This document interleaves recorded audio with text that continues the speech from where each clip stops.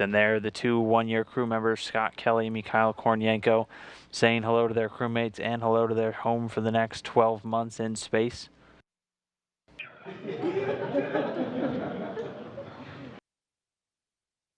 You know, I think one of the most significant accomplishments of the International Space Station is that it was an international program, and it's a continuing experiment of how you can get people to live and work in a confined space in space in a very dangerous, risky environment. Because someday we want to go to Mars, we want to go to other places in our solar system.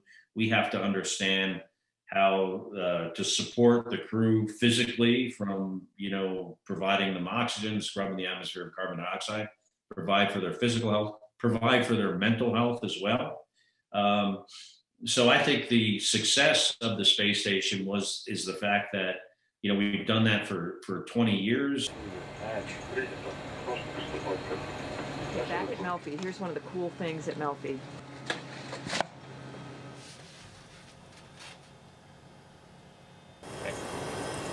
Juggling carrots.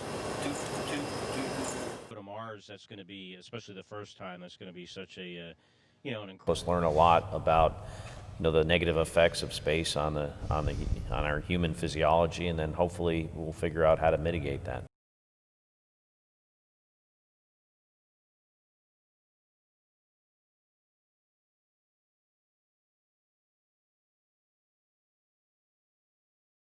I think it's important for everyone to vote. I voted from space, so if I was able to do that, I don't think anyone else has as good of an excuse. The way I was able to do it was, NASA helps you, but it's kind of like on Earth. You need a plan to vote, whether you're going to do it in person or via the mail. And the way we did it was, we had and I've done it twice before. You just get a PDF ballot emailed to you, but then to get the password, I had to actually get on the phone and call the county clerk that was responsible for elections in my county, which was Galveston County, Texas.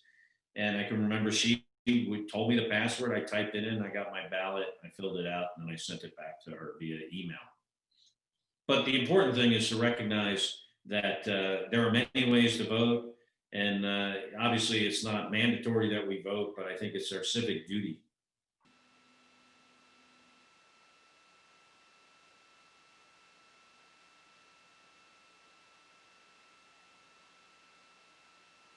And some quick words from the Soyuz commander, Sergei Volkov, who's bringing the two one-year crew members home first, and then Yuri Malenchenko there on the left, just also offering his congratulations and his thanks to the three getting ready to depart the International Space Station. Again, Scott Kelly and Mikhail Kornienko wrapping up 340 days on board the orbiting laboratory.